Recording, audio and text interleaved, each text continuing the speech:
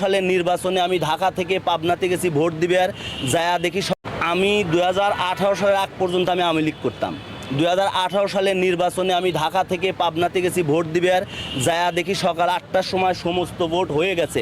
75-এর পরে যদি আওয়ামী লীগ আর ফিরে না আসতো, তাহলে আমরা আজকে মালয়েশিয়া সিঙ্গাপুরের মতো উন্নত থাকতাম। আমি মনে করি আজ 1 বছর আমাদের দেশ স্বাধীন আছে, আমরা এখন আওয়ামী লীগের প্রশ্নে একদম স্ট্রং থাকবো। যে দল ক্ষমতায় যাক আমাদের সমস্যা নাই, জামাত ইসলাম যাক, চরমোনাই যাক, হেফাজত যাক, এনসিপি যাক, আওয়ামী লীগ যাওয়া যাবে না। কারণ আওয়ামী লীগ হচ্ছে ইন্ডিয়ার এজেন্ট, রর এজেন্ট। আওয়ামী লীগ কোনো রাজনৈতিক দল না। শেখ মুজিবুর রহমানের বাবা কলিকাতা কোর্টের পেশকার ছিল, তার বেতন কত ছিল?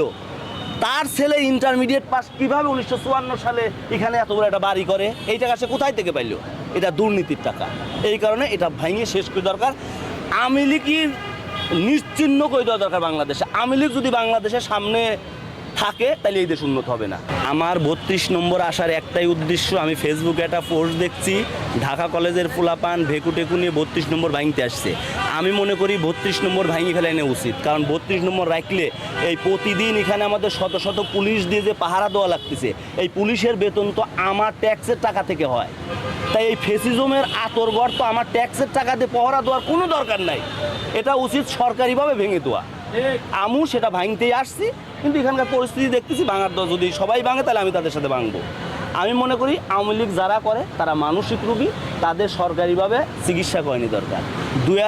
1 বছর আগে শেখ হাসিনা 2000 স্টুডেন্টকে আমাদের দেশ থেকে মারিয়ে ইন্ডিয়া যা পলাইছে, সে আবার ওখান থেকে এখন ভিডিও কলে কথা বলে, অডিও কলে কথা বলে, লকডাউন কর্মসূচি ঘোষণা করে। এগুলো আমার কাছে হাস্যকর মনে হয়, এগুলো হাস্যকর মনে হয়। এই কারণে আমার 32 নম্বর আসার এই উদ্দেশ্য, আমি 32 নম্বরটা ভাঙিয়ে একদম মাটির সাথে মিশিয়ে এখানে একটা ফুটবল খেলার মাঠ অথবা একটা হসপিটাল, মানে জনকল্যাণমূলক কোনো কাজ করা দরকার। কারণ এই জমিটা শেখ মুজিবুর রহমান 54 সালে যে মন্ত্রী সভার সদস্য হয়েছিল, 2 মাস মন্ত্রী ছিল, সেই দুর্নীতির টাকা দিয়ে এই ধানমন্ডি 32 নম্বর বাড়িটা করছে।